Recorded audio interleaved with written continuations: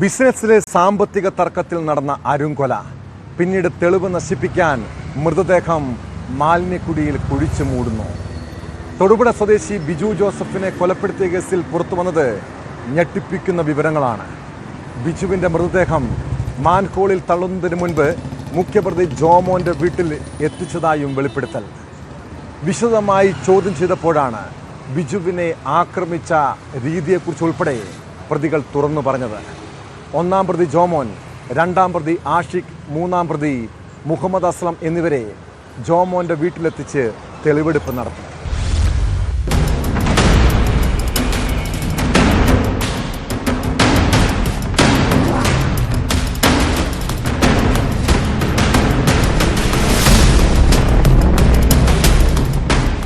ഈ മാസം 20-നാണ് തൊടുപുഴ സ്വദേശി ബിജു ജോസഫിനെ ബിസിനസ് പങ്കാളി ജോമോന്റെ നേതൃത്വത്തിൽ കൊലപ്പെടുത്തിയത്. കൊട്ടേഷൻ സംഘമായിരുന്നു കൊലപാതകത്തിന് പിന്നിൽ. ബിജുവിനെ മർദ്ദിച്ച് കൊലപ്പെടുത്തിയ ശേഷം മൃതദേഹം ജോമോന്റെ വീട്ടിൽ എത്തിച്ചിരുന്നതായി പോലീസ് കണ്ടെത്തി. ഇതേ തുടർന്നാണ് പ്രതികളെ ജോമോന്റെ വീട്ടിൽ എത്തിച്ച് തെളിവെടുത്തത്. വീട്ടിൽ നടത്തിയ പരിശോധനയിൽ മുറിയിൽ നിന്ന് രക്തക്കറ കണ്ടെത്തി. തറയിലും ഭിത്തിയിലുമാണ് രക്തക്കറ കണ്ടത്. മുടിയുടെ അവശിഷ്ടങ്ങളും ഇവിടെ നിന്ന് കണ്ടെത്തിയിട്ടുണ്ട്. ജോമോനും മുഹമ്മദ് അസ്ലമും ആഷിഖും ചേർന്നാണ് ബിജുവിനെ വീട്ടിൽ എത്തിച്ചത്.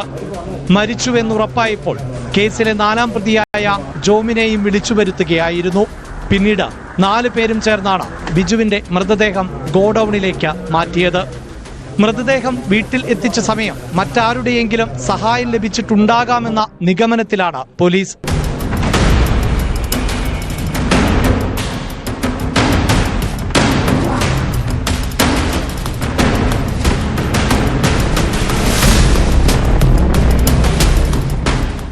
മരിച്ചുവെന്നുറപ്പായപ്പോൾ ബിജുവിന്റെ മൃതദേഹം അടുത്തുള്ള ഗോഡൌണിൽ മാൻഹോളിൽ തള്ളുകയായിരുന്നു.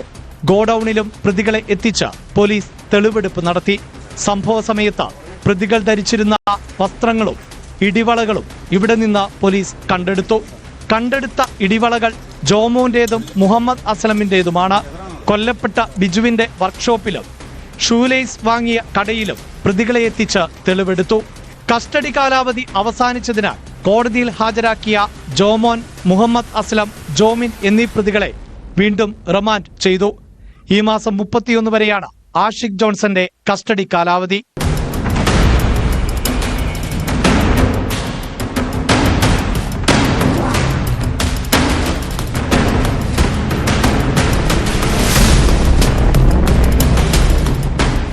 ന്യൂസ് 18 ഇടുക്കി.